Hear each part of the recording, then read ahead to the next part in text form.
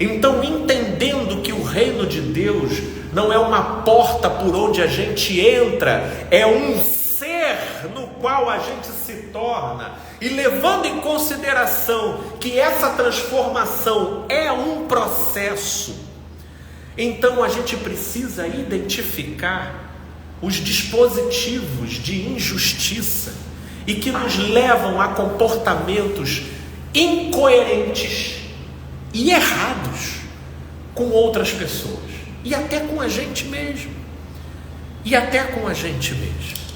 Portanto, não é algo de somenos você mentir, não é algo de somenos você lesar alguém visando benefício próprio, principalmente fazendo isso em nome de Deus. Porque se você for lá perscrutar a bancada evangélica lá, todo mundo tem essa opinião. Estávamos aqui até falando sobre o tal pastor aqui que estava indignado porque recebeu um carro de oferta e o carro estava todo endividado, né? Ou seja, porque a coisa se voltou contra ele, mas você vira e mexe agora a justiça reagindo de forma que ela sempre deveria ter reagido, que é determinando, por exemplo, a Universal a poder devolver a um determinado seguidor que ofertou tudo para eles e não recebeu nada do que foi prometido, né? E aí eles levou lá na justiça, falou assim: não recebi nada do que foi prometido e ainda fiquei sem. E a justiça mandou devolver. Gente, a justiça dos homens, que é uma justiça sem o menor parâmetro ou compromisso com o evangelho, determinou uma igreja evangélica a devolver os recursos para um seguidor, porque estabeleceu aquilo como justo, mas a atitude não foi espontânea para a igreja. Mas estamos falando o quê? De uma igreja que, para todos os efeitos, sexo antes do casamento é pecado. Ser gay ali vai para o inferno, entendeu? Estabelece crivos de intolerância contra o pecado, entendeu? Onde determinados comportamentos exercem um peso maior do que outros. E é essa distorção que é diabólica. Porque aí, em nome de Deus, a gente comete uma injustiça. Se Deus não deu para ele, é porque Deus deve ter algum plano. O fato é que a casa que ele deu e o tudo que ele tinha, que ele deu para a gente, favoreceu o crescimento da obra de Deus. E isso foi justo. E isso foi adequado. Quando que a gente enxerga isso na vida? A gente acha que é só igreja que faz isso. Vocês sabem quais uma das maiores portas para que a injustiça cresça e estabeleça raízes dentro da gente? É a autovitimização. A autovitimização. Quantos ou são ou convivem com pessoas que até sofreram muito na vida, passaram por percalços, perrengues e dificuldades, mas a maneira como essa pessoa encontrou para poder tentar elaborar os traumas e as dificuldades que ela viveu, foi se tornando uma pessoa altamente lamuriante e queixosa, se auto-vitimando com relação a tudo que ela viveu. Essas pessoas que se auto-vitimam, elas fazem isso de uma tal forma que elas sequestram todas as que estão ao redor e que supostamente passaram por dores bem menores do que a dela. Porque para essas pessoas que possuem uma autorreferência na sua própria dor e sofrimento, para todos os efeitos, todo mundo na terra sofreu menos do que ela. Porque o meu sofrimento, essas daí, elas perpetram incoerências e injustiças Porque no modo de operação da mente dela, o mundo está em dívida com ela. Porque ela passou pelo que ela passou, ela suportou o que ela suportou. Isso eu já suspeitei desde o princípio. Na próxima, Guto, a gente vai ter que inverter a posição. Não, pega a academia. Pode, Guto. Não, pode até deixar o projetor. E deixar assim, se não estiver atrapalhando vocês aí, né? Já deu uma refrescadinha também, né? Isso. Desculpa, gente, é porque uma cortina improvisada que a gente teve aqui caiu, mas está tudo bem. Então essas pessoas que utilizam, né, esse repertório da auto-vitimização, elas por vezes são pessoas que estão casadas com uma pessoa só o resto da vida, nunca fizeram estripulias sexuais, possuem a sexualidade estabelecida e conformada conforme a norma estabelecida, entendeu? Porém, elas vivem justificadas pela própria auto-vitimização e a maneira como elas centralizam a sua percepção sobre as suas próprias carências e dores, elas se veem justificadas a cobrarem do mundo e das pessoas coisas que não levam em conta a realidade de cada um. O que cada um passa como desafio, porque no final das contas ela está sempre estabelecendo a dor do outro como algo menor do que a dor dela e do que aquilo que ela já passou. E aí vem Paulo: ou não sabeis que os injustos não hão de herdar o reino dos céus? Eu vou parafrasear Paulo aqui. Ou não sabeis que essas injustiças, elas dão conta de inviabilizar o desenvolvimento do reino dentro de vocês? Do reino, no sentido daquilo que te transforma uma pessoa coerente, que faz com o outro aquilo que você gostaria que fosse feito com você, que é o modo como Jesus extraordinariamente sintetiza a lei e os profetas. Fazei com os outros aquilo que você gostaria que fosse feito com você.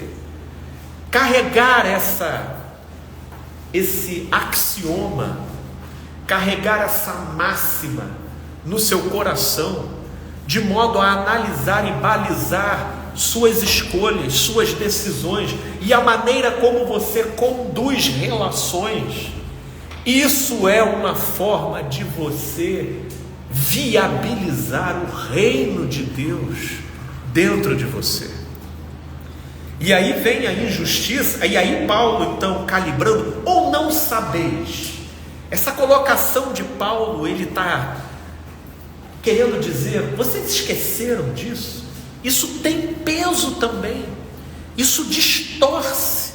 E olha, sinceramente, quem convive com gente auto-vitimada, que justifica as incoerências e as injustiças que ela pratica, explorando, atropelando a espontaneidade do outro, as possibilidades do outro, tudo em nome da prioridade dela, da dor dela, fora os enganos, as mentiras. Você já viu muita traição que ocorre dentro de relacionamento?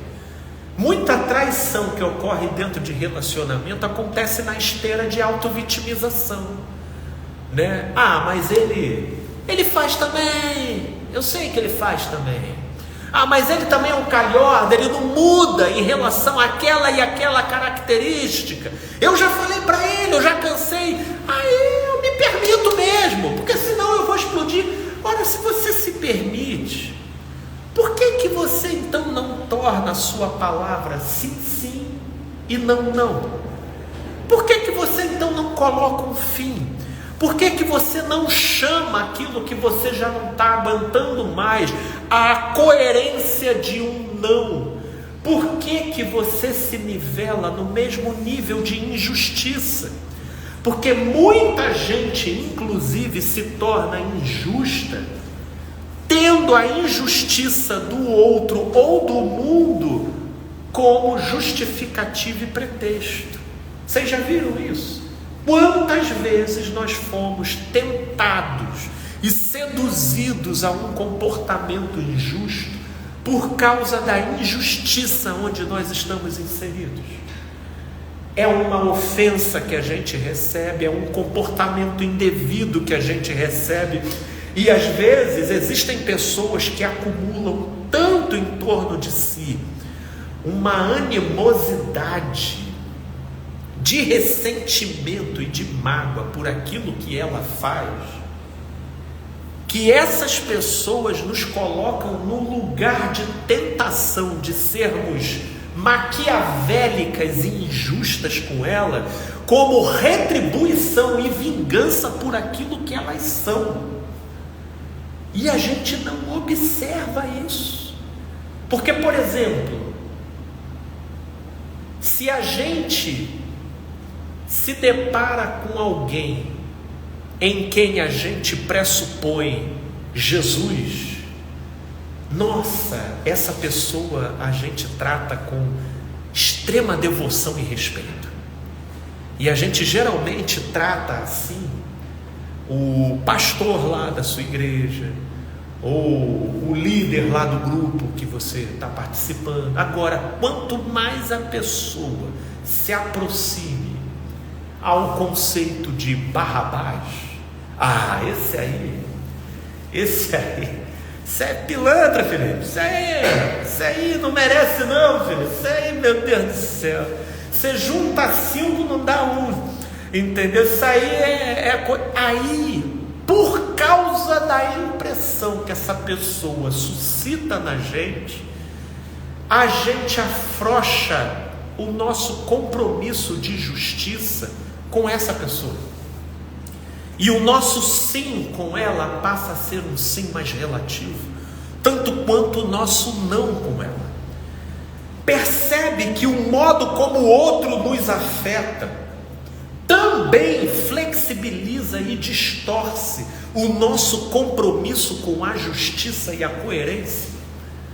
E a gente está dizendo que o reino dos céus só vai ser comprometido para o cara que está com a sexualidade XYZ, ou que faz o sexo assim ou assado.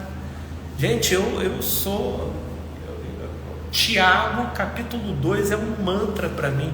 Falai de tal maneira e de tal maneira se portar, como aqueles que hão de ser julgados pela lei da liberdade.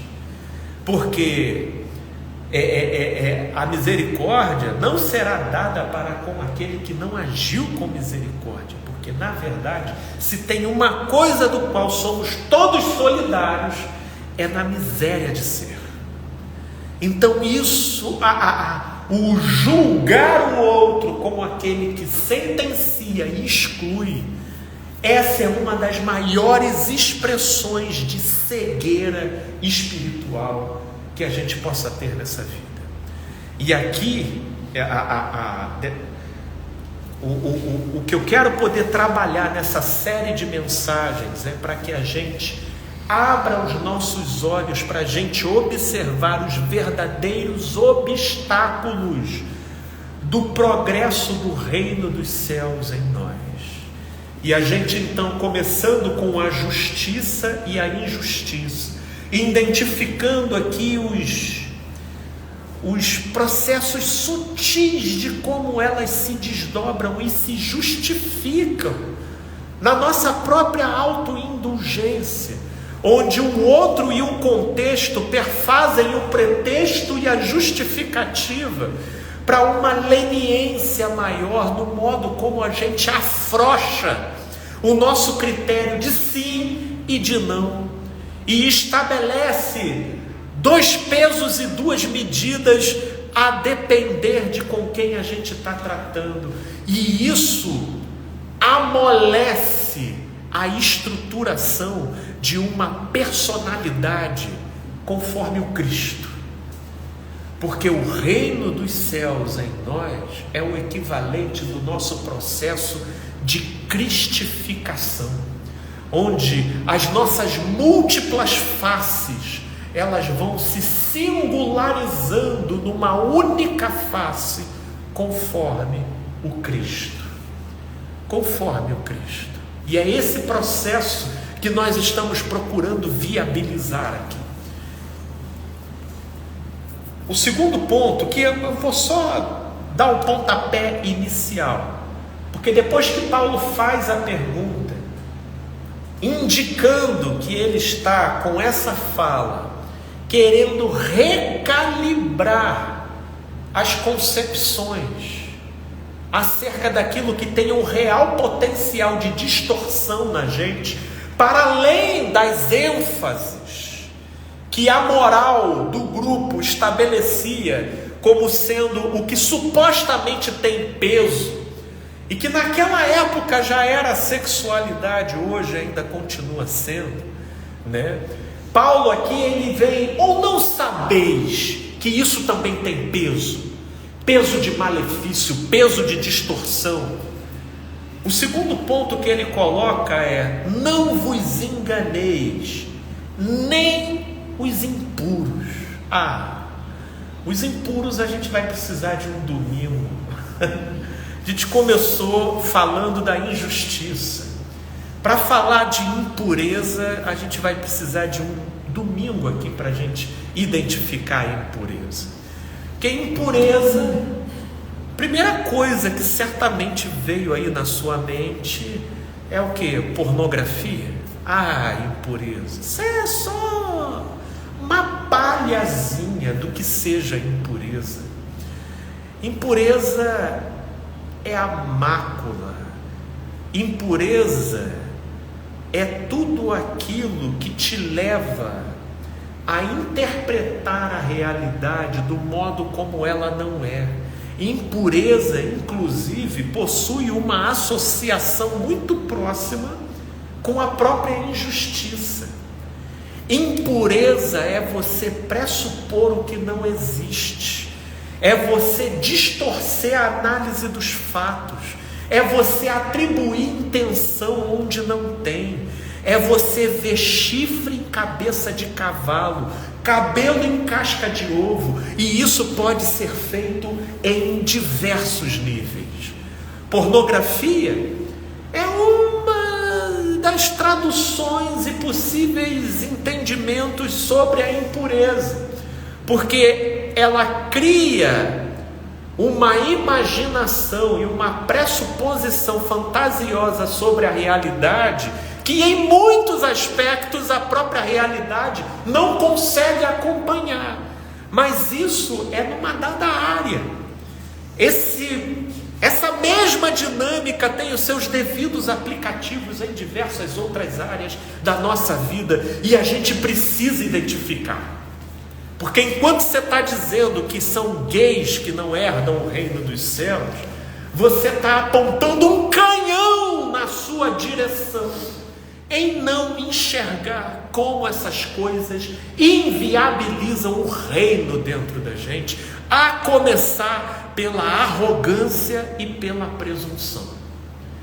Porque interpretar tais propostas de modo moralista e legalista, é certo, é errado, e isso numa concepção de peso e medida completamente desproporcional e inadequado, isso é a receita para o auto-engano, e que levam aí pessoas a estar apontando dedos e se auto-sentenciando, porque como diz Tiago, lá no capítulo 2 que a gente leu aqui, porque o juízo é sem misericórdia para com aquele que não usou de misericórdia.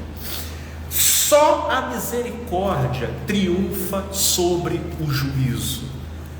Mas, se for com o juízo em si, que você vai querer fazer a leitura das coisas, sobretudo com relação ao destino do seu próximo, então é com o juízo que você vai se encontrar.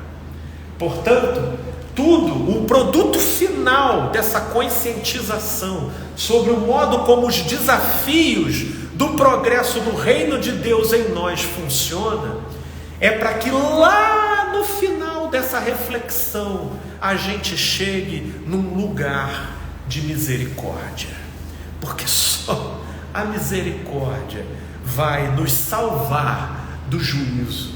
Mas para isso a gente vai precisar se enxergar, porque quem enxerga a sua própria miséria é que terá o maior potencial para misericórdia com o outro. Consegue entender? Então está tudo interconectado e vamos prosseguir nesse caminho de reflexão. Paizinho querido, Deus de amor, que a tua palavra penetre como compreensão e múltiplos aplicativos, de modo que a tua justiça em nós possa brilhar em todas as direções e que o nosso coração venha a ser verdadeiramente purificado com o amor e com a misericórdia. Sim, meu Deus, nos sabemos aceitos por um amor que não sabemos explicar, mas, meu Deus, esse amor nos constrange e nos motiva a querer nos melhorar. Ajude-nos, ó Deus, porque queremos melhorar não para nos tornarmos melhores do que A ou B, mas porque o teu amor nos atrai. É por amor, meu Deus, e que o teu amor nos possibilite essa expansão e crescimento em ti. Que assim seja sobre todos nós, sobre os que estão nos ouvindo aqui pela internet, que assim seja, meu Deus, em Cristo Jesus. Amém e amém. Gente boa, tudo de bom para vocês. Esse vídeo vai ficar gravado aqui no meu canal. Se você acha que é válido, curta, compartilhe, porque isso ajuda a fazer essa mensagem circular. Paz e todo bem, gente boa, um beijão para todos vocês, valeu, boa tarde, gente boa, valeu.